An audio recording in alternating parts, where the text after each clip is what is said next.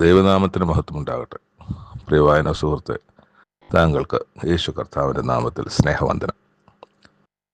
ഇന്ന് ഒക്ടോബർ 21, ഒന്നാമത്തെ വായനാഭാഗം. 2 ദിനവൃത്താന്തം 14-15 അധ്യായം. യഹൂദ രാജാവായ അബിയാവ് മരിച്ചു. ദാവീദിന്റെ നഗരത്തിൽ അദ്ദേഹത്തെ അടക്കം ചെയ്യുകയും ചെയ്തു. അതിനുശേഷം അദ്ദേഹത്തിന്റെ മകനായ ആസ യഹൂദയിൽ രാജാവായി. അപ്പോൾ ഈ യഹൂദയിൽ രാജാവാകുന്ന രാജാക്കന്മാരെല്ലാം യഹൂദ ഗോത്രത്തിൽ നിന്നുള്ളവരാണ് എന്ന് പ്രത്യേകം പറയേണ്ടതില്ലല്ലോ. ദാവീദിന് ദൈവം കൊടുത്തൊരു വാക്കാണ്: നിന്റെ കുലത്തിൽ, നിന്റെ കുടുംബത്തിൽ, നിന്റെ ഗ്രഹത്തിൽ, നിന്റെ തലമുറയായിട്ട് നിനക്ക് സിംഹാസനത്തിൽ ഇരിക്കാതിരിക്കാൻ ആരും ഉണ്ടാകുകയില്ല എന്ന് പറഞ്ഞാൽ, നിന്റെ സിംഹാസനത്തിൽ കാലവും യഹൂദ ഗോത്രത്തിൽ നിന്ന്, ദാവീദിന്റെ സന്തതിയിൽ നിന്ന് തന്നെ ഒരു രാജാവ് എപ്പോഴും ഉണ്ടാകും എന്നുള്ള വാക്കാണ്. യഹൂദ ഗോത്രമെന്ന് മാത്രമല്ല, ദാവീദിന്റെ സന്തതി പരമ്പരയിൽ തന്നെയായിരിക്കും യഹൂദയിൽ രാജാവ്. അങ്ങനെ ആണ് അബിയാവ് മരിച്ചതിന് ശേഷം ആസ രാജാവാകുന്നത്. അപ്പോൾ ആസ എന്ന് പറയുന്ന രാജാവ് ദൈവത്തിന് പ്രസാദകരമായി ജീവിച്ച രാജാവാണ്. അവിടെ ചില അന്യ പ്രതിഷ്ഠകളൊക്കെ ഉണ്ടായിരുന്നു. അന്യദേവന്മാരുടെ ബലിപീഠങ്ങൾ, പൂജാഗിരികൾ, സ്തംഭവിഗ്രഹങ്ങൾ, അശേരാപ്രതിഷ്ഠകൾ, ഇതൊക്കെ വെട്ടിക്കളഞ്ഞു. യഹൂദയോട് അവരുടെ പിതാക്കന്മാരുടെ ദൈവമായ യഹോവയെ അന്വേഷിപ്പാൻ, അതുപോലെ ന്യായപ്രമാണവും കൽപ്പന ആചരിച്ച് നടപ്പാനും ഈ രാജാവ് കൽപ്പിച്ചു. എല്ലാ യഹൂദ പട്ടണങ്ങളിൽ നിന്നും പൂജാഗിരികളും വിഗ്രഹങ്ങളും നീക്കിക്കളഞ്ഞു. രാജ്യം ഈ ആസയുടെ കീഴിൽ സ്വസ്ഥമായിരുന്നു, സമാധാനമായിരുന്നു. അപ്പോൾ അങ്ങനെ സമാധാനം, അല്ലെങ്കിൽ യുദ്ധമുള്ള കാലത്ത് യുദ്ധത്തിന് പുറകെ പോകുമ്പം രാജ്യത്തെ ചെയ്യേണ്ട പല കാര്യങ്ങളും ചെയ്യാൻ കഴിയാതെ പോകും. യുദ്ധത്തിൻ്റെ ശ്രദ്ധയിലായിരിക്കും കൂടുതൽ. രാജ്യം സംരക്ഷിക്കണമല്ലോ. എന്നാൽ സ്വസ്ഥതയുള്ള യുദ്ധമൊന്നും ഇല്ലാത്ത സമയത്താണ് നാട്ടിലെ അല്ലെങ്കിൽ രാജ്യത്തിലെ കാര്യങ്ങൾ, മതിൽ, രാജ്യത്തിൻ്റെ അതിര് സംരക്ഷിക്കുക, മതിൽ കെട്ടുക, മറ്റ് കാര്യങ്ങൾ ചെയ്യുക, കിണർ കുഴിക്കുക, തോട്, ഓരോത്തരം കാര്യങ്ങളൊക്കെ, കുളമുണ്ടാക്കുക, ഇങ്ങനെ ജനത്തിന് ഉപകാരപ്രദമായതും രാജ്യത്തിൻ്റെ സംരക്ഷണയ്ക്ക് ആവശ്യമായ കാര്യങ്ങളൊക്കെ ചെയ്യുന്നത് ആ സമയത്താണ്. ഗോപുരങ്ങൾ പണിയുക. അപ്പം ഇതൊക്കെ ചെയ്തതുകൊണ്ട്, അത് ചെയ്യാൻ പറ്റി. അവിടെ പറയുന്നുണ്ട്, നാം നമ്മുടെ ദൈവമായ യഹോവയെ അന്വേഷിച്ചത് കൊണ്ട് ദേശം നമുക്ക് സ്വാധീനമായിരിക്കുന്നുവല്ല എന്നാണ്. നാം ദൈവത്തെ അന്വേഷിക്കുകയും ദൈവം ചുറ്റും നമുക്ക് വിശ്രാമം നൽകുകയും ചെയ്തിരുന്നത് കൊണ്ട് ഇതൊക്കെയും ചെയ്യാൻ നമുക്ക് സാധിച്ചു എന്നാണ്. അപ്പോൾ അവിടെ യഹൂദ ഗോത്രത്തിൽ നിന്നും ബെന്യാമീൻ ഗോത്രത്തിൽ നിന്നും ഈ കാലഘട്ടത്തിൽ ഒരു വലിയ സൈന്യം ഉണ്ടാക്കി. ബെന്യാമീനിൽ നിന്ന് 2,80,000 പേരും 3,00,000 യഹൂദരും ഒക്കെയുള്ള ഒരു വലിയ സൈന്യത്തെ ഈ കാലഘട്ടത്തിൽ ആസ രാജാവ് ഉണ്ടാക്കിയെടുത്തു. എന്നാൽ ആ സമയം എത്യോപ്യക്കാരനായ സേരഹ് എന്ന രാജാവ് 10,00,000 ആളുകളുമായിട്ട് ഒരു യുദ്ധത്തിന് പുറപ്പെട്ടു വന്നു. ആസായും യുദ്ധത്തിന് പുറപ്പെട്ടു. പക്ഷേ യുദ്ധത്തിന് പുറപ്പെട്ടുമ്പോൾ അവർ പടയ്ക്ക് അണിനിരക്കുകയും ചെയ്തു. ആസ പക്ഷേ സ്വന്തം ശക്തിയിലും, അല്ലെങ്കിൽ ഈ 5,80,000 പടയാളികളിൽ ആശ്രയിക്കാതെ, കുതിരകളിൽ ആശ്രയിക്കാതെ, രഥങ്ങളിൽ ആശ്രയിക്കാതെ തൻ്റെ ദൈവമായ യഹോവയെ ആശ്രയിച്ചു. ദൈവത്തോട് അപേക്ഷിച്ചു: ദൈവമേ, ഈ ബലവാനും ബലമില്ലാത്തവൻ, ബലഹീനമായ രണ്ടുപേർ തമ്മിൽ കാര്യമുണ്ടായാൽ ബലഹീനനെ സഹായിക്കാൻ അങ്ങ് മാത്രമേ ഉള്ളൂ. അങ്ങ് ഞങ്ങളെ സഹായിക്കണമേ. ഞങ്ങൾ അങ്ങയിൽ ആശ്രയിക്കുന്നു. അങ്ങയുടെ നാമത്തിൽ ഞങ്ങൾ ഈ പുരുഷാരത്തിൽ നേരെ പുറപ്പെട്ടു വന്നിരിക്കുന്നത്. അങ്ങ് ഞങ്ങളുടെ ദൈവം. മർത്യൻ, മനുഷ്യൻ അങ്ങയുടെ നേരെ പ്രബലനാകരുത്. അവർ ദൈവജനത്തെ തോൽപ്പിച്ചു. ദൈവം അവരോട് കൂടി ഇല്ലായിരുന്നു. ദൈവം അവരെ സഹായിക്കാൻ കഴിവില്ലാത്ത ദൈവമാണ് എന്നൊക്കെ പറയാൻ തരത്തിൽ ദൈവത്തെ തോൽപ്പിക്കാൻ പാടില്ല. അതുകൊണ്ട് ദൈവമേ, ഈ യുദ്ധത്തിൽ അങ്ങ് ഞങ്ങളെ സഹായിച്ച് ജയം നൽകണം. ദൈവം ഈ യഹൂദരെ, അല്ലെങ്കിൽ യഹൂദരുടെയും ബെന്യാമീൻ്റെയും സൈന്യത്തിന് മുമ്പാകെ ഈ എത്യോപ്യൻ സൈന്യത്തെ, കൂശ്യ സൈന്യത്തെ തോൽക്കുമാറാക്കി എന്നാണ് നമ്മൾ വായിക്കുന്നത്. കൂശ്യർ ആരും ജീവനോട് ശേഷിക്കാതെ പെട്ടുപോയി. ആരും എന്ന് പറഞ്ഞാൽ 10,00,000 പേരുമായിട്ടാണ് അവർ വന്നത്, 10,00,000 പടയാളികളുമായിട്ട്. അപ്പോൾ അത്രയും പേർ മരിച്ചു എന്നാണ് ഇവിടെ രേഖപ്പെടുത്തിയിരിക്കുന്നത്. എന്തൊരു യുദ്ധമായിരിക്കും! അത്രയും പേര് മരിച്ചുപോയി.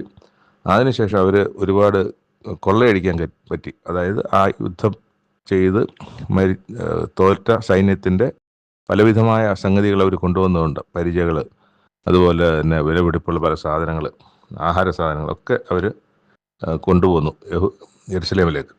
പിന്നെ അവർ ആടുകൾ, ഒട്ടകങ്ങൾ ഒക്കെയും അവർക്ക് ലഭിച്ചു. അങ്ങനെ പിന്നെ 15-ാം അധ്യായത്തിലേക്ക് വരുമ്പോൾ ഈ യുദ്ധം കഴിഞ്ഞ് വരുന്ന സമയത്ത് അസര്യാവെന്ന ഒരു മനുഷ്യൻ്റെ ദൈവത്തിൻ്റെ ആത്മാവ് വന്നു. ഈ അസര്യാവ് ആസായെ എതിരേൽക്കാനും ചെന്നു. അവർ യുദ്ധം കഴിഞ്ഞ് വരുമ്പം എതിരേറ്റ് വന്നു. എന്നിട്ട് ആസായോട് പറയുകയാണ്, ആസായും എല്ലാ യഹൂദരും ബെന്യാമീനും ആയുള്ളവരെ എൻ്റെ വാക്ക് കേൾപ്പിൻ. അപ്പോൾ ദൈവത്തിൻ്റെ വചനമാണ് ഈ അസര്യാവ് പറയുന്നത്. നിങ്ങൾ യഹോവയോട് കൂടി ഇരിക്കുന്നിടത്തോളം ദൈവം നിങ്ങളോട് കൂടെ ഇരിക്കും. ആ ദൈവത്തെ അന്വേഷിക്കുന്നുവെങ്കിൽ ദൈവത്തെ നിങ്ങൾ കണ്ടെത്തും. ഉപേക്ഷിക്കുന്നുവെങ്കിലോ ദൈവം നിങ്ങളെ ഉപേക്ഷിക്കും. ഇസ്രായേൽ ഇപ്പോൾ ബഹുകാലമായി സത്യദൈവവും ഉപദേശിക്കുന്ന പുരോഹിതനും ന്യായപ്രമാണം ഇല്ലാതിരിക്കും, അതായത് വടക്കേ രാജ്യം. എന്നാൽ അവർ തങ്ങളുടെ ഞെരുക്കത്തിൽ ഇസ്രായേൽ ദൈവമായ യഹോവയെങ്കിലേക്ക് തിരിഞ്ഞ് അവനെ അന്വേഷിച്ചപ്പോഴവരെ കണ്ടെത്തി. ഒരു കാലഘട്ടത്തിൽ അങ്ങനെ സംഭവിച്ചതിനെക്കുറിച്ചാണ് അവിടെ പറയുന്നത്. ആ കാലത്ത് പോക്കോരോവിന് സമാധാനമില്ലാത്തവണ്ണം ദേശനിവാസികൾക്കൊക്കെയും മഹാകലാപങ്ങൾ ഭവിച്ചു. അവർ സകലവിധ കഷ്ടങ്ങളാലും പീഡിപ്പിച്ചത് കൊണ്ട് ജാതി ജാതിയെയും പട്ടണത്തെയും തകർത്തു കളഞ്ഞു. എന്നാൽ നിങ്ങൾ, അപ്പം വടക്ക് ഇസ്രായേലിലെ ദൈവത്തെ ഉപേക്ഷിച്ചതിൻ്റെ ഫലമായി അവർക്ക് വന്ന കാര്യങ്ങളെ സംബന്ധിച്ചാണ് അസര്യാവ് ഇവിടെ പറയുന്നത്. എന്നാൽ നിങ്ങൾ ധൈര്യപ്പെട്ടിരിക്കും, നിങ്ങളുടെ കൈകൾ തളർന്നു പോകരുത്, നിങ്ങളുടെ പ്രവൃത്തിക്ക് പ്രതിഫലമുണ്ടാകും.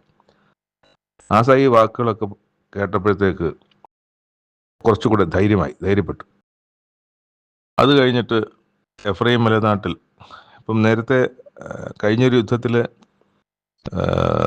ബഥേലിൽ കുറേ പ്രദേശം, ഈ വടക്കേ രാജ്യമായ ഇസ്രായേലിൻ്റെ ഈ തെക്ക് വശത്തുള്ള ഒരു വലിയ പ്രദേശം പിടിച്ചെടുത്തിരുന്നു.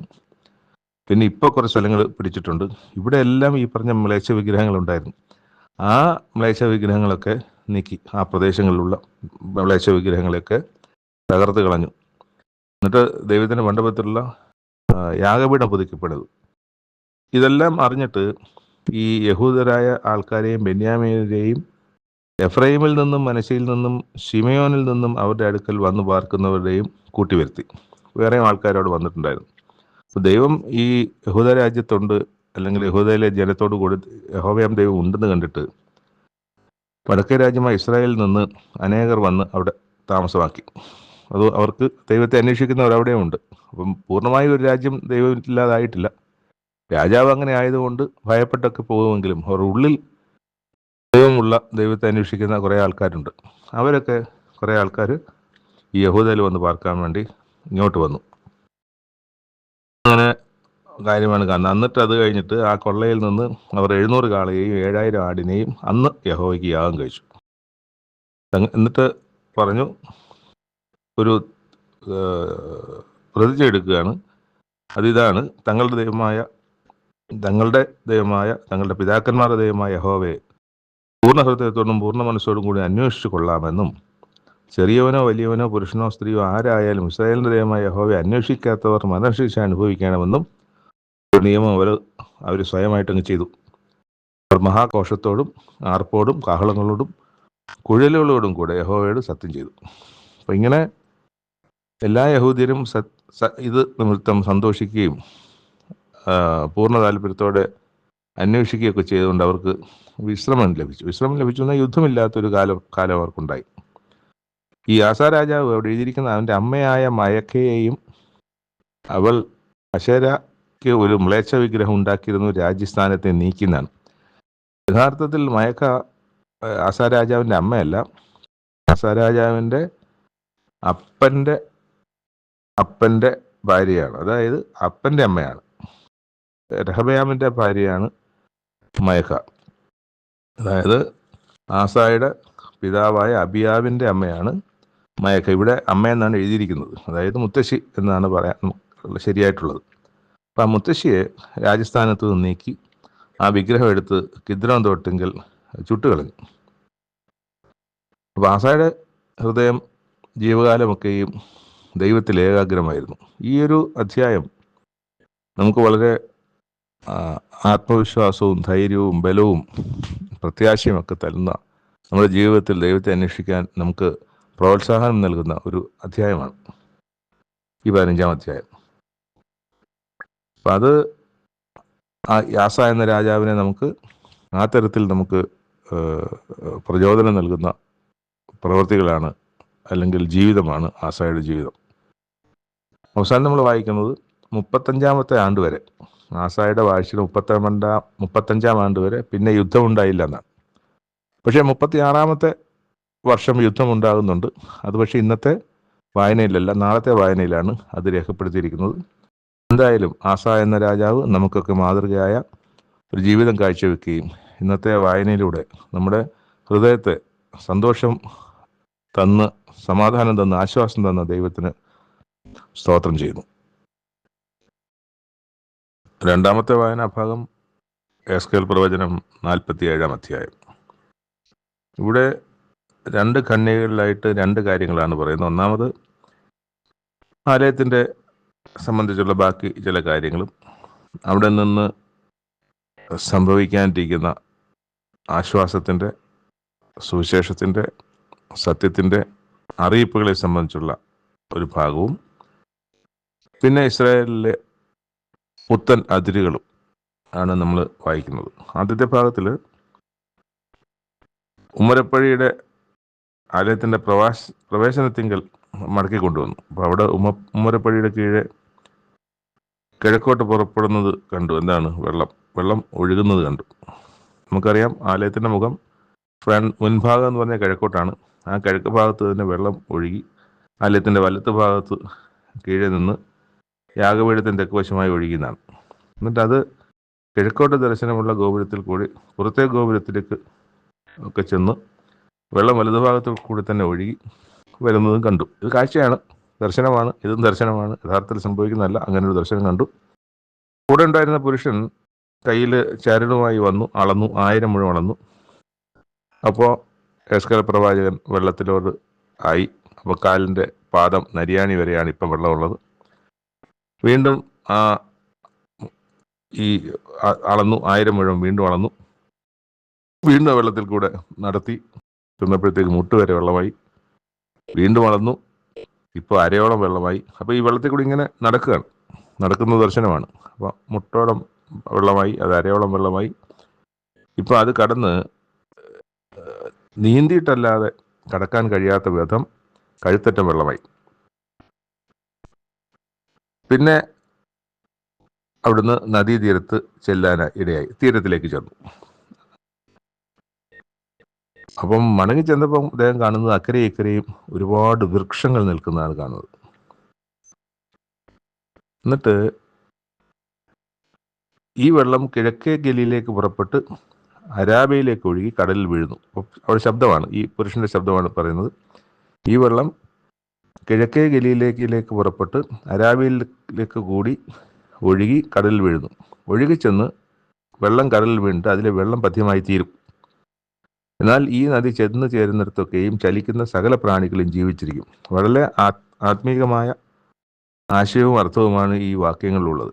യഥാർത്ഥത്തിൽ ഈ കിഴക്കേ ഗലീല എന്ന് പറയുന്നത് യെരുശലേമിൻ്റെ അല്ലെങ്കിൽ ഈ വരാനിരിക്കുന്ന അല്ലെങ്കിൽ ഉള്ള ആലയത്തിൻ്റെ ഭാഗത്തെങ്ങുമല്ല. അത് ഒരുപാട് വടക്ക് ഭാഗത്താണ്. അപ്പം ഇവിടെ കിഴക്കേ ഗലീല എന്ന് പറയുന്നത്, എന്നിട്ട് പുറപ്പെട്ട് അരാബിയയിലേക്കാണ് ഒഴുകുന്നത്. അരേബ്യ എന്ന് പറഞ്ഞാൽ അറേബ്യ. കിഴക്കേ ഗലീല എന്ന് പറഞ്ഞാൽ ജാതികളെ മൊത്തത്തിൽ ഉള്ള ഒരവസ്ഥയിലേക്കാണ്. അത് കിഴക്ക് വശത്ത് വേറെ പല രാജ്യങ്ങളുണ്ട്. പിന്നെ അറേബ്യ ഇന്നത്തെ സൗദി അറേബ്യ ഒക്കെ അതിന് ആ ഭാഗങ്ങളിൽ വരും. അപ്പം അങ്ങനെ അത് ഒഴുകിച്ചെല്ലുന്നത് ജാതികളിലേക്ക് ഒഴുകിച്ചെല്ലുന്നതിനെ സംബന്ധിച്ചാണ് നമ്മളത് മനസ്സിലാക്കേണ്ടത്, ആത്മീകമായി മനസ്സിലാക്കേണ്ടത്. ഈ നദി ചെന്നു ചേരുന്നിടത്തൊക്കെയും ചലിക്കുന്ന സകല പ്രാണികളും ജീവിച്ചിരിക്കും. അപ്പം അവിടെ എല്ലാം ജീവൻ ലഭിക്കുകയാണ്, വെളിച്ചം ലഭിക്കുകയാണ്. ഈ സുവിശേഷം സകല ദേശങ്ങളിലേക്കും പടർന്ന് പന്തലിക്കുന്നതിനെ സംബന്ധിച്ചുള്ള ഒരു സൂചനയാണ്, അല്ലെങ്കിൽ ഒരു അറിയിപ്പാണ്, ഒരു പ്രവചനമാണ് നമ്മളിവിടെ കാണുന്നത്.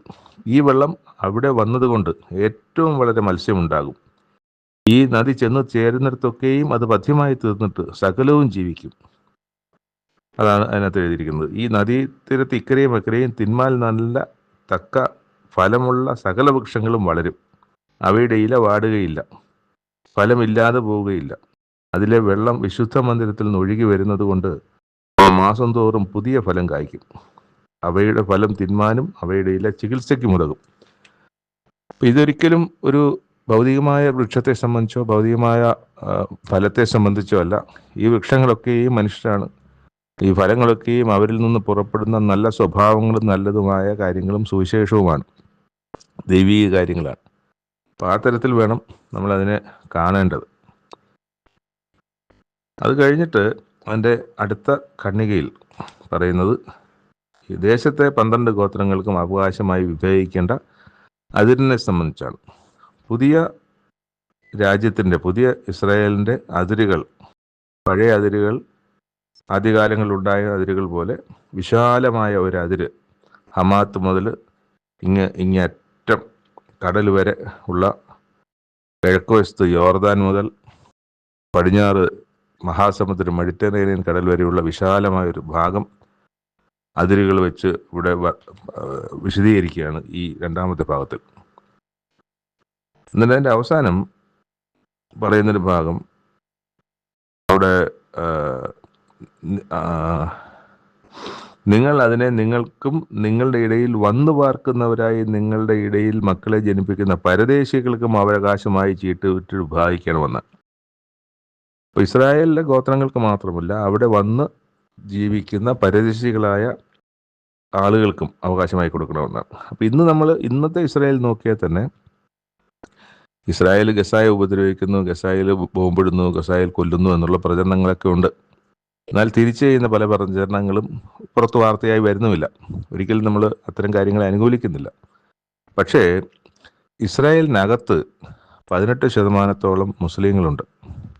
ആ മുസ്ലിങ്ങൾക്ക് ഒരു ബുദ്ധിമുട്ടും അവിടില്ല. അവർക്ക് സമാധാനമായി അവരുടെ ജോലികളൊക്കെ ചെയ്ത് അവരുടെ കുടുംബം പുലർത്തുന്നതിന് യാതൊരു തടസ്സവുമില്ല. അവരെ ഇസ്രായേൽ എന്ന രാജ്യം സംരക്ഷിച്ചു നിർത്തുകയാണ്. അല്ലെങ്കിൽ അവർക്കും ബുദ്ധിമുട്ടുണ്ടാകണ്ടേ? അപ്പം ഇവിടെ ഈ വായിക്കുന്ന ഭാഗം, അതായത് അവിടെ വന്ന് ജീവിക്കുന്ന പരദേശികളായിരിക്കുന്ന ആളുകൾക്കും ദേശം ചീട്ടിട്ട് വിഭാഗിക്കണം. അവർ നിങ്ങൾക്ക് ഇസ്രായേൽ മക്കളുടെ ഇടയിൽ സ്വദേശികളെ പോലെ ആയിരിക്കണം. നിങ്ങളോടുകൂടി അവർക്കും ഇസ്രായേൽ ഗോത്രങ്ങളുടെ ഇടയിൽ അവകാശം ലഭിക്കണം. പരദേശി വന്നു പാർക്കുന്ന ഗോത്രത്തിൽ തന്നെ നിങ്ങൾ അവന് അവകാശം കൊടുക്കണം എന്ന യഹോവയായ കർത്താവിൻ്റെ അരുളപ്പാട്. ഇത് പാലിക്കപ്പെടുന്ന ഒരു രാജ്യമാണ് ഇസ്രായേൽ ഇന്നും. അത് നമ്മൾ മനസ്സിലാക്കണം. ഇത് ഭാവിയിലേക്ക് എന്ന് എസ്കേൽ പ്രവചൻ്റെ കാലത്ത് എഴുതിയത്. അവിടെ നിന്ന് ഇന്ന് നമ്മൾ നോക്കുമ്പോൾ ലോകത്തിൻ്റെ നാനാഭാഗങ്ങളിലേക്കും സുവിശേഷം എത്തിയിട്ടുണ്ട്. സുവിശേഷം എത്താത്ത പ്രദേശമുണ്ടോ എന്ന് തന്നെ സംശയമാണ്. എന്നാൽ അതൊന്നും ഒരു പൂർണ്ണതയിലേക്കായിട്ടില്ല. സർവ്വഭൂമിയും യഹോവയുടെ മഹത്വം കൊണ്ട് നിറയുന്ന ലോകത്തിലെ സകല രാജ്യങ്ങളിലെയും സകല ജനവും യഹോവയാം ദൈവത്തെ അറിയുകയും വിശ്വസിക്കുകയും ആരാധിക്കുകയും പിൻപറ്റുകയും ചെയ്യുന്ന ഒരു കാലം വരേണ്ടിയിരിക്കുന്നു. ആ ഒരു കാലം ആണ് ഇതിൻ്റെ ഒരു പൂർണ്ണമായ ഫലസമാപ്തി എന്ന് പറയുന്നത്. എന്നാൽ അതിൻ്റെ വഴിയിലേക്കുള്ള അതിൻ്റെ അവസാനത്തിലേക്കുള്ള വഴിയിലാണ് നമ്മൾ ഇപ്പോൾ ഈ കാലഘട്ടത്തിൽ നിൽക്കുന്നത്. അത് ഇസ്രായേലിനോട് ദൈവം പറഞ്ഞ പരദേശികളെ സംബന്ധിച്ച്, മറ്റ് ദേശങ്ങളിൽ നിന്ന് വന്നവരെ സംബന്ധിച്ച്, മറ്റ് ദേശക്കാരെ സംബന്ധിച്ച്, മറ്റ് മതവിശ്വാസികളെ സംബന്ധിച്ച്, മറ്റ് ജനവിഭാഗത്തെ സംബന്ധിച്ച്, ഇസ്രായേലല്ലാത്ത ആരെക്കുറിച്ചും പറഞ്ഞ കൽപ്പന പാലിച്ചുകൊണ്ടാണ് ഇന്നും ഇസ്രായേൽ മുന്നോട്ട് പോയിക്കൊണ്ടിരിക്കുന്നത്. അത് നമ്മൾ അതിൻ്റെ ഒരു നന്മ കാണേണ്ടത് തന്നെയാണ്. അതിൻ്റെ ദൈവത്തെ അനുസരിക്കുന്നത് നമ്മൾ കാണേണ്ടത് തന്നെയാണ്. അതാണ് നമ്മൾ ഇന്നത്തെ കാലത്ത് കാണുന്നത്. അതിൻ്റെയൊക്കെ ഒരു ഫലം ഇന്ന് നമ്മൾ കണ്ടുകൊണ്ടിരിക്കുന്നത്. ഇനി ഇതൊന്നും ആയിട്ടില്ല. തൊട്ടു മുമ്പ് ഞാൻ പറഞ്ഞതുപോലെ ഇത് സത്യമായ സുവിശേഷം, ലോകത്തെല്ലാം അറിയുന്ന സുവിശേഷം എല്ലാം സത്യമാണെന്നുള്ള അഭിപ്രായമല്ല. യഥാർത്ഥത്തിൽ ഈ ബൈബിൾ പ്രകാരമുള്ള സുവിശേഷത്തിൻ്റെ വഴികളിലേക്ക്, സത്യത്തിലേക്ക്, യഹോവയാണ് ഏക സത്യദൈവമാണ് എന്നുള്ളതാണ്. ത്രിയേക ദൈവമല്ല, ഏക സത്യദൈവം. അങ്ങനെ ഒരു ദൈവത്തെക്കുറിച്ച് മാത്രമേ ബൈബിൾ പറയുന്നുള്ളൂ. ആ ഏക സത്യദൈവത്തെ സമ്പൂർണ്ണമായി അന്വേഷിക്കുന്ന ഒരു ജനത്തിൻ്റെ വരവ്, അല്ലെങ്കിൽ വരത്തിൻ്റെ ഒരു പൂർണ്ണത വരേണ്ടിയിരിക്കുന്നു. അതിലേക്കുള്ള പ്രവചനവും നമുക്ക് ഈ അധ്യായത്തിൽ കാണാൻ കഴിയുന്നുണ്ട് എന്നുള്ളതാണ്. മൂന്നാമത്തെ വായനാഭാഗം യോഹന്നാൻ്റെ സുവിശേഷം 15-16 അധ്യായങ്ങൾ. അതിൽ 15-ാം അധ്യായത്തിൽ യേശുക്രിസ്തുവിന് തൻ്റെ ശിഷ്യന്മാരുമായിട്ടുള്ള ബന്ധത്തെ പല കാരണങ്ങളാൽ അവിടെ വരച്ച് കാണിച്ചിട്ടുണ്ട്. ഒന്ന് പറഞ്ഞിരിക്കുന്നത് യേശുക്രിസ്തുവിനെ മുന്തിരിവള്ളിയായിട്ടും എൻ്റെ പിതാവിനെ തോട്ടക്കാരനായിട്ടും ആണ്. അതിൽ ഉള്ള കൊമ്പുകളായിട്ടാണ് ശിഷ്യന്മാരെ കാണുന്നത്. അപ്പോൾ എന്നിൽ കായ്ക്കാത്ത കൊമ്പൊക്കെയും ദൈവം, തോട്ടക്കാരനായ ദൈവം നീക്കിക്കളയുന്നു. ഞാനല്ല നീക്കിക്കളയുന്നത്, തോട്ടക്കാരനായ ദൈവമാണ് നീക്കിക്കളയുന്നത്. കായ്ക്കുന്നതൊക്കെയും അധികം ഫലം കായ്ക്കേണ്ടതിന് ചെത്തി വെടിപ്പാക്കും. അപ്പോൾ ചെത്തി വെടിപ്പാക്കലുണ്ട്. അപ്പോൾ ചെത്തി വെടിപ്പാക്കൽ ഉണ്ടെങ്കിൽ ഇത്തിരി വേദനയും ഉണ്ടാവും. അപ്പോൾ വേദന ഉണ്ടെങ്കിൽ മനസ്സിലാക്കേണ്ടത് എന്നെ ചെത്തി വെടിപ്പാക്കുന്നതിൻ്റെ ഭാഗമായിട്ടാണ് ഈ വേദനപ്പെടൽ എന്ന് മനസ്സിലാക്കണം. ഇത് മുന്തിരിവള്ളിയുടെ കൃഷി രീതികൾ അറിയാമെങ്കിൽ നമുക്കിത് മനസ്സിലാകാം. ഒരു മുന്തിരിവള്ളി നട്ട് അതിൽ ഒരുപാട് കൊമ്പുകൾ എന്ന് പറഞ്ഞാൽ ശിഖരങ്ങളുണ്ടാകും. ആ ശിഖരങ്ങളിലാണ് മുന്തിരി കുലകൾ ഉണ്ടാകേണ്ടത്. പ്രൂണിങ് എന്നൊക്കെ പറഞ്ഞ ഒരു പ്രോസസ്സ് ഇതിനകത്തുണ്ട്. വെറുതെ അങ്ങ് വളർന്നു വിടുക, തെങ്ങ് വളരുമ്പോൾ അങ്ങ് വളരുകയല്ല, മറിച്ച് അതിനെ ചെത്തി പുതിയ ചില്ലകളൊക്കെ ഇടിയിച്ച് പരമാവധി ചില്ലകൾ വരാനിടയാക്കിക്കൊണ്ട് കൂടുതൽ ഫലം കായ്ക്കാൻ ആവശ്യമായ ചെത്തി മിനുക്കലുകൾ നടത്തിക്കൊണ്ടിരിക്കും. അതാണ് അവിടെ പറയുന്നത്. ഞാൻ നിങ്ങളിലും, അതായത് അവിടെ പറയുന്നത് എന്നിൽ വസിപ്പിൻ, ഞാൻ നിങ്ങളിലും വസിക്കും. കൊമ്പിന് മുന്തിരിവള്ളിയിൽ വസിച്ചിട്ടല്ലാതെ സ്വയമായി കായ്പാൻ കഴിയുകയില്ലാത്തതുപോലെ എന്നിൽ വസിച്ചിട്ടല്ലാതെ നിങ്ങൾക്ക് കഴിയുകയില്ല. ഞാൻ മുന്തിരിവള്ളിയും നിങ്ങൾ കൊമ്പുകളുമാകുന്നു. എന്നിട്ട് അതിൻ്റെ ആ ഒരു കാര്യം ഇവിടെ പറഞ്ഞു, പിതാവ് എന്നെ സ്നേഹിക്കുന്ന പോലെ ഞാനും നിങ്ങളെ സ്നേഹിക്കുന്നു. അപ്പോൾ ഈ മുന്തിരിവള്ളിക്ക് കൊമ്പുകളുമായി എങ്ങനെയാണ് ബന്ധിക്കപ്പെട്ടിരിക്കുന്നത്, അല്ല ബന്ധപ്പെട്ടിരിക്കുന്നത്? പിതാവ് എന്നെ സ്നേഹിക്കുന്നത് പോലെ ഞാൻ നിങ്ങളെ സ്നേഹിക്കുന്നു. എൻ്റെ സ്നേഹത്തിൽ വസിപ്പിൻ. ഞാൻ എൻ്റെ പിതാവിൻ്റെ കൽപ്പനകൾ പ്രമാണിച്ച് അവൻ്റെ സ്നേഹത്തിൽ വസിക്കുന്നത് പോലെ നിങ്ങൾ എൻ്റെ കൽപ്പനകൾ പ്രമാണിച്ചാൽ എൻ്റെ സ്നേഹത്തിൽ വസിക്കും. ഇതെന്തിനാണ് ഇത് പറയുന്നത്? എൻ്റെ സന്തോഷം നിങ്ങളിലിരിപ്പാനും നിങ്ങളുടെ സന്തോഷം പൂർണ്ണമാകുവാനും ഞാനിത് നിങ്ങളോട് സംസാരിച്ചിരിക്കുന്നു. അപ്പോൾ സന്തോഷം എന്ന് പറയുന്നത് ഭൗതികമായ സന്തോഷത്തെക്കുറിച്ചല്ല. അത് എങ്ങനെ പറയാം? ആ സന്തോഷം, ദൈവിക സന്തോഷം, ആ സന്തോഷം നിങ്ങളിൽ ഇരിപ്പാനും ആ സന്തോഷം നിങ്ങളിൽ പൂർണ്ണമാകുവാനുമാണ് ഞാൻ എഴുതിയിരിക്കുന്നത്, അല്ലെങ്കിൽ നിങ്ങളോട് സംസാരിച്ചിരിക്കുന്നത് എന്ന് പറയുന്നത്. സ്നേഹിതന്മാർക്ക് വേണ്ടി ജീവനെ കൊടുക്കുന്നതിൽ അധികമുള്ള സ്നേഹം ആർക്കുമില്ല. അപ്പം ഞാൻ നിങ്ങളോട് കൽപ്പിക്കുന്നത് നിങ്ങൾ ചെയ്താൽ നിങ്ങൾ എൻ്റെ സ്നേഹിതന്മാർ. നിങ്ങളെ സ്നേഹിതന്മാർ എന്ന് പറഞ്ഞിരിക്കുന്നു അല്ലേ? ഞാൻ എൻ്റെ പിതാവിനോട് കേട്ടതെല്ലാം നിങ്ങളോട് അറിയിച്ചത് കൊണ്ട് നിങ്ങളെ സ്നേഹിതന്മാരെന്ന് പറഞ്ഞിരിക്കുന്നു. നിങ്ങൾ എന്നെ തിരഞ്ഞെടുത്തു എന്നല്ല, ഞാൻ നിങ്ങളെ തിരഞ്ഞെടുത്തു. ഞാനാണ് നിങ്ങളെ തിരഞ്ഞെടുത്തതാണല്ലോ. 12 ശിഷ്യന്മാരെ യേശുക്രിസ്തുവിനെ തിരഞ്ഞെടുത്തു. യേശുക്രിസ്തുവിനെ ശിഷ്യന്മാർ തിരഞ്ഞെടുക്കുകയായിരുന്നല്ലോ. അതാണ് അതിനകത്ത് പറയുന്ന കാര്യങ്ങൾ. അപ്പോൾ അതിൻ്റെ അവസാനം 15-26 ഞാൻ പിതാവിൻ്റെ അടുക്കൽ നിന്ന് നിങ്ങൾക്ക് അയപ്പാനുള്ള കാര്യസ്ഥനായി പിതാവിൻ്റെ അടുക്കൽ നിന്ന് പുറപ്പെടുന്ന സത്യാത്മാവ് വരുമ്പോൾ അവൻ എന്നെക്കുറിച്ച് സാക്ഷ്യം പറയും. നിങ്ങളും ആദ്യം മുതൽ എന്നോടുകൂടി ഇരിക്കുക കൊണ്ട് സാക്ഷ്യം പറയും. അപ്പോൾ അത് യേശുക്രിസ്തു ശിഷ്യന്മാരോട് പറയും, നിങ്ങളും എന്നെക്കുറിച്ച് സാക്ഷ്യം പറയും. അവരെന്നുവരെ പറയും? അവർ ജീവനുള്ള കാലമല്ലേ പറയുള്ളൂ. അവരിന്ന് നമ്മളോട് വന്ന് പറയുമോ? നമ്മളോട് കൂടെ ഇരിക്കാൻ ദൈവം വെച്ചിരിക്കുന്ന സത്യാത്മാവാണ് നമ്മുടെ മുമ്പിലിരിക്കുന്ന ഈ വേദപുസ്തകം. ഈ വേദപുസ്തകമാണ് നമുക്കുള്ള സത്യാത്മാവ്. ആ സത്യാത്മാവിനാൽ എഴുതപ്പെട്ട് പൂർത്തിയാക്കിയ പുസ്തകമാണത്. അത് മനസ്സിലാക്കണം. അല്ലാതെ നമുക്കിന്ന് പരിശുദ്ധാത്മാവ് വന്ന് നമ്മളോടൊരു കാര്യം പറഞ്ഞ് നമ്മളെ വഴി നടത്തുമെന്നോ നമ്മുടെ മുമ്പിൽ അത്ഭുതം പ്രവർത്തിക്കുമെന്നോ ഒന്നും വിചാരിക്കരുത്. ദൈവത്തിന് വേണമെങ്കിൽ അത്ഭുതവും പ്രവർത്തിക്കാം, എന്ത് വേണമെങ്കിലും ചെയ്യാം, അത് മറ്റൊരു കാര്യം. പക്ഷേ ആദിമ നൂറ്റാണ്ട് ഉണ്ടായിരുന്നത് പോലെ ഈ കൃപാവരങ്ങളുടെ ഒരു കുത്തൊഴുക്കോ അല്ലെങ്കിൽ കൃപാവരങ്ങളുടെ ഒരു പ്രകടനമോ ഇന്നുണ്ടെന്ന് നമ്മൾ ചിന്തിക്കരുത്, വിശ്വസിക്കരുത്. അതില്ല. പക്ഷേ ദൈവത്തിന് എന്ത് അത്ഭുതങ്ങൾ വേണമെങ്കിലും ചെയ്യാൻ കഴിയും. പക്ഷേ കൃപാവരങ്ങളുടെ എന്ന നിലയ്ക്ക് ആർക്കും ദൈവം ഒരു കൃപാവരം, രോഗസൗഖ്യത്തിനുള്ള കൃപാവരമോ അല്ലെങ്കിൽ വ്യാഖ്യാനത്തിനുള്ള കൃപാവരമോ അല്ലെങ്കിൽ അത്ഭുതങ്ങൾ അടയാളങ്ങളും കാണിക്കാനുള്ള കൃപാവരമോ രോഗസൗഖ്യത്തിനുള്ള വരമോ ഒന്നും ആർക്കും കൊടുത്തിട്ടില്ല ഇന്നത്തെ കാലത്ത്. അതിൻ്റെ ആവശ്യമില്ല. അതെന്തിനു വേണ്ടിയാണ് 1-ാം നൂറ്റാണ്ടിൽ കൊടുത്തത്? അത് ദൈവജനത്തെ ഉറപ്പിപ്പാൻ ദൈവത്തിൻ്റെ ദാസന്മാർ കൊടുത്തതാണ്. അത് അല്പമായിരുന്നതാണ്, അത് നീങ്ങിപ്പോവും. അതിന് ശേഷം പൂർണ്ണമായത് വരും. പൂർണ്ണമായത് വന്നു. അത് ബൈബിളാണ് പൂർണ്ണമായത്. അത് വന്നപ്പോൾ ഇതെല്ലാം നീങ്ങിപ്പോയി. ഇന്ന് നമ്മുടെ മുമ്പിലുള്ള സത്യാത്മാവ്, നമ്മുടെ യേശുക്രിസ്തുവിനെക്കുറിച്ച് സാക്ഷ്യം പറയുന്ന സത്യാത്മാവ് നമ്മുടെ മുമ്പിലിരിക്കുന്ന ഈ വേദപുസ്തകമാണ്. ഗ്രഹിക്കാൻ കഴിയുമെന്ന് തന്നെയാണ് ഞാൻ കരുതുന്നത്. 16-ാമത്തെ അധ്യായത്തിൽ നിങ്ങൾ ഇടറിപ്പോകാതിരിക്കാൻ ഞാനിത് നിങ്ങളോട് സംസാരിച്ചിരിക്കുന്നു. അവർ നിങ്ങളെ പള്ളിഭ്രഷ്ടരാക്കും. അത്രയുമല്ല, നിങ്ങളെ കൊല്ലുന്നവരെല്ലാം ദൈവത്തിന് വഴിപാട് കഴിക്കുന്നു എന്നുള്ള നാഴിക വരുന്നു. യേശുക്രിസ്തുവിനെ കൊന്നപ്പോഴും അങ്ങനെയാണല്ലോ. ദൈവത്തിന് വേണ്ടിയാണ് യേശുക്രിസ്തുവിനെ കൊന്നത്. പൗലോസ് അപ്പോസ്തലനെ ഒന്നും പറയാതെ 40 അടി കൊടുക്കുന്ന പല സന്ദർഭങ്ങളുണ്ട്. അപ്പോഴൊക്കെ അവർ പറയുന്നത് എന്താണ്? ദൈവത്തിന് വേണ്ടിയാണ്. ദൈവത്തിന് വിരുദ്ധമായി നിൽക്കുന്നവനെ കൊല്ലേണ്ടതാണ്, ദൈവത്തെ ദുഷിക്കുന്നവനെ കൊല്ലേണ്ടതാണ് എന്നുള്ള മോശയുടെ ദൈവവചന പ്രകാരമാണ് അവർ യേശുക്രിസ്തുവിനെ കൊന്നതും പൗലോസിനെ തല്ലുകയൊക്കെ ചെയ്തത്. അപ്പം അവർക്ക് അങ്ങനെയാണ് ചിന്തിക്കുന്നത്. അങ്ങനെ ചിന്തിക്കുന്ന കാലം, നാഴിക വരും, സമയം നിങ്ങൾക്കും വരുന്നു എന്നാണ് പറയുന്നത്. എന്നിട്ട് 16-ാം അധ്യായത്തിൽ ഞാൻ പോകുന്നത് നിങ്ങൾക്ക് പ്രയോജനം, ഞാൻ പോകാഞ്ഞാൽ കാര്യസ്ഥൻ നിങ്ങളുടെ അടുക്കൽ വരികയില്ല. അപ്പോൾ നീ എവിടെ പോകുന്നു എന്ന് ഒക്കെ അവിടെ ചോദിക്കുന്നൊരു കാര്യമുണ്ടോ? ഇരിക്കുന്നുണ്ട് അത്രയും. അല്ല, ക്രിസ്തു അങ്ങ് പറഞ്ഞു പോവുകയാണ്. ഓക്കെ, ഞാൻ നിങ്ങളോട് പറയുന്നു, ഞാൻ പോകുന്നത് നിങ്ങൾക്ക് പ്രയോജനം, ഞാൻ പോകാഞ്ഞാൽ കാര്യസ്ഥൻ നിങ്ങളുടെ അടുക്കൽ വരികയില്ല. ആ കാര്യസ്ഥൻ വരുന്നതിനെക്കുറിച്ചാണ് അവിടെ പറയുന്നത്. ആ കാര്യസ്ഥൻ വരണമെങ്കിൽ ഞാൻ പോകണം, ഞാൻ വന്നാൽ മാത്രമേ ആ കാര്യസ്ഥൻ വരികയുള്ളൂ. ആ കാര്യസ്ഥൻ വന്ന് നിങ്ങളെ പാപത്തെക്കുറിച്ചും നീതിയെക്കുറിച്ചും ന്യായവിധിയെക്കുറിച്ചും ലോകത്തിന് ബോധം വരുത്തും. പ്രിയമുള്ളവരെ, ഇന്ന് നമ്മളെ ബോധ്യപ്പെടുത്തുന്ന പാപത്തെക്കുറിച്ചും നീതിയെക്കുറിച്ചും ന്യായവിധിയെക്കുറിച്ചും നമ്മെ ബോധ്യപ്പെടുത്തുന്ന ഈ കാര്യസ്ഥൻ എന്ന് പറയുന്നത് നമ്മുടെ ബൈബിളാണ്. ഈ കാര്യസ്ഥൻ പരിശുദ്ധാത്മാവ് എന്ന കാര്യസ്ഥൻ എന്നാണ് അവിടെ പറയുന്നത്. ഇവിടെ അല്ല, നേരത്തെ വായിച്ചെടുത്ത്. ഇവിടെ തന്നെ എഴുതിയിട്ടുണ്ട് 13-ാമത്തെ വാക്യത്തിൽ, സത്യത്തിൻ്റെ ആത്മാവ് വരുമ്പോഴോ. സത്യത്തിൻ്റെ ആത്മാവ് വന്നു തന്നെയാണ് ഇതെല്ലാം ചെയ്തത് 1-ാമത്തെ നൂറ്റാണ്ടിൽ.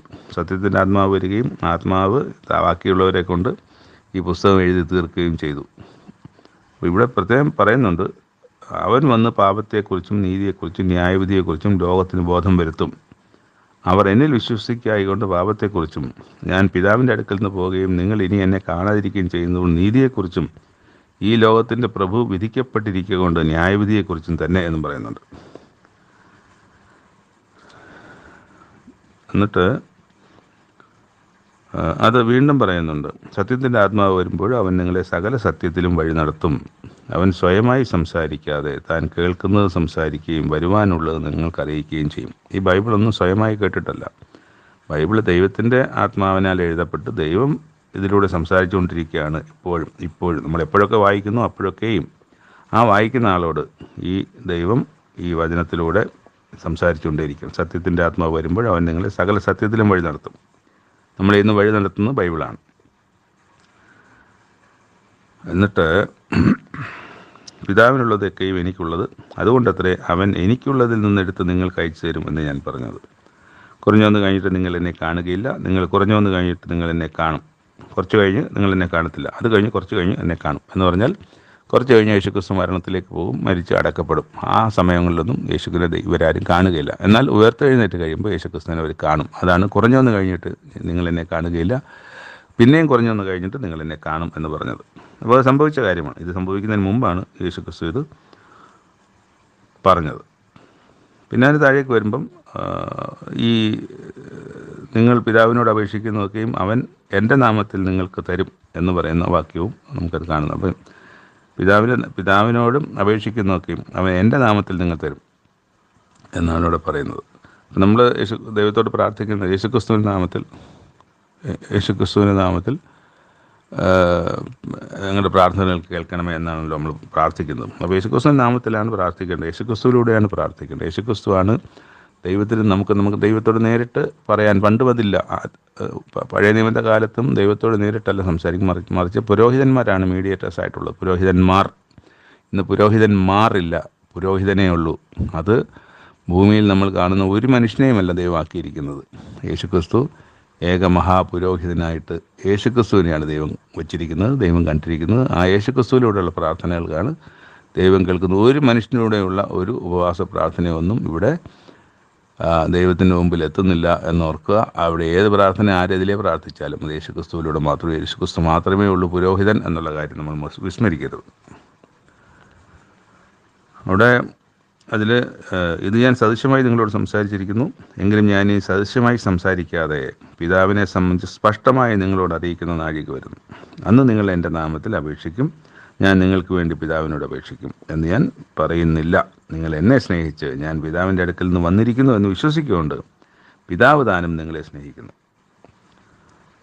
അപ്പോൾ അതിൻ്റെ അവസാനത്തിലേക്ക് വരുമ്പോൾ 16-ാം അധ്യായത്തിൻ്റെ അവസാനത്തിലേക്ക് വരും. ഇപ്പോൾ നിങ്ങൾ വിശ്വസിക്കുന്നുവോ? നിങ്ങൾ ഓരോരുത്തൻ താൻ താൻ്റെ സ്വന്തത്തിലേക്ക് ചിതറിപ്പോവുകയും എന്നെ ഏകനായി വിടുകയും ചെയ്യുന്ന നാഴിക വന്നുമിരിക്കുന്നു. പിതാവ് എന്നോട് കൂടെ ഉള്ളതുകൊണ്ട് ഞാൻ ഏകനല്ല താനും. നിങ്ങൾക്ക് എന്നിൽ സമാധാനം ഉണ്ടാകേണ്ടതിന് ഇത് നിങ്ങളോട് സംസാരിച്ചിരിക്കുന്നു. എന്താണ് സമാധാനമില്ലായി വരിക? അയ്യോ, യേശുക്രിസ്തുവിനെ പിടിച്ചു, യേശുക്രിസ്തുവിനെ കൊന്നു എന്നൊക്കെയും പറയുമ്പോൾ അവരാകെ ചിതറിപ്പോവും, ഒക്കെ ഓടിപ്പോവും, മനം കലങ്ങും. ഇതൊക്കെ ഉണ്ടാകുമ്പോൾ അവർക്ക് ആ സമാധാനം, ഇതെല്ലാം ക്രിസ്തു നേരത്തെ ഞങ്ങളോട് പറഞ്ഞതാണല്ലോ ഇങ്ങനെ സംഭവിക്കുമെന്ന്. അപ്പോൾ അത് സംഭവിക്കേണ്ടത് തന്നെ. അപ്പോൾ അതിനകത്ത് വിഷമിച്ചിട്ട് കാര്യമില്ല എന്നോർത്ത്, എൻ്റെ വചനമോർത്ത് നിങ്ങൾക്ക് സമാധാനമുണ്ട്. അതിനുവേണ്ടിയാണ് ഞാനിത് പറയുന്നത്. നിങ്ങൾ ഓരോരുത്തൻ താൻ താൻ്റെ സ്വന്തത്തിലേക്ക് ചിതറിപ്പോവുകയും എന്നെ ഏകനായി വിടുകയും ചെയ്യുന്ന നാഴിക വരുന്നു. അപ്പോൾ അതങ്ങനെ സംഭവിക്കുമ്പോൾ നിങ്ങൾ ആകെ കലങ്ങി വിഷമിക്കും. അതുകൊണ്ട് നിങ്ങൾക്ക് എന്നിൽ സമാധാനം ഉണ്ടാകേണ്ടതിന് ഇത് നിങ്ങളോട് സംസാരിച്ചിരിക്കുന്നു. ലോകത്തിൽ നിങ്ങൾ കഷ്ടമുണ്ട്, എങ്കിലും ധൈര്യപ്പെടുവിൻ, ഞാൻ ലോകത്തെ ജയിച്ചിരിക്കുന്നു. അപ്പം ഞാൻ ലോകത്തെ ജയിച്ചാൽ പിന്നെ നിങ്ങൾക്കും ആ ലോകത്തെ ജയിക്കാൻ കഴിയും. അതുകൊണ്ട് എനിക്ക് ഇത്രയും വലിയ കഷ്ടം വന്നിട്ടുണ്ട്. വിശ്വാസ ജീവിതത്തിൽ നിൽക്കുന്ന ദൈവത്തിനെ തള്ളിപ്പറയാനുള്ള അവസരങ്ങളൊക്കെ വന്നിട്ടുണ്ട്. അപ്പം അവിടെയൊന്നും യേശുക്രിസ്തു ചെയ്തില്ല. അതുകൊണ്ട് അത് ചെയ്യാതിരുന്നിട്ട് പോലും യേശുക്രിസ്തുവിന് വലിയ കഷ്ടങ്ങൾ നേരിടേണ്ടി വന്നിട്ടുണ്ട്. അപ്പോൾ അത് അത്രയൊന്നും നിങ്ങൾക്കാർക്കും നേരിടേണ്ടി വരത്തില്ല. പക്ഷേ ലോകത്തിൽ കഷ്ടമുണ്ട്. എന്തായാലും ധൈര്യപ്പെടണം. കാരണം വെച്ചാൽ കഷ്ടത്തെ ജയിച്ച സകല കഷ്ടത്തെയും ജയിച്ച ഒരുവൻ എനിക്ക് മുമ്പേ പോയിട്ടുണ്ട്.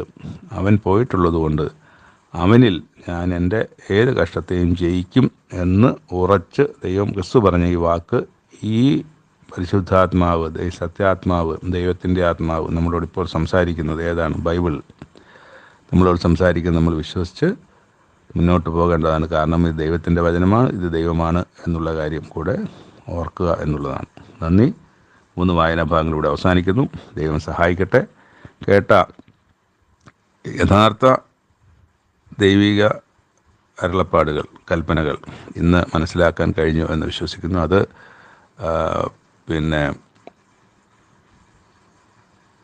ഈ ആദ്യം വായിച്ച നമ്മുടെ ദൈവത്തിൻ്റെ അല്ലെങ്കിൽ പ്രതിമകളെ സംബന്ധിച്ച് വായിച്ച കാര്യമായാലും, ഈ സത്യാത്മാവ് അല്ലെങ്കിൽ പരിശുദ്ധാത്മാവ് എന്താണെന്നുള്ള കാര്യത്തെ സംബന്ധിച്ചായാലും കേട്ട മിക്കവാറും പുതിയ അറിവാകാനാണ് സാധ്യത.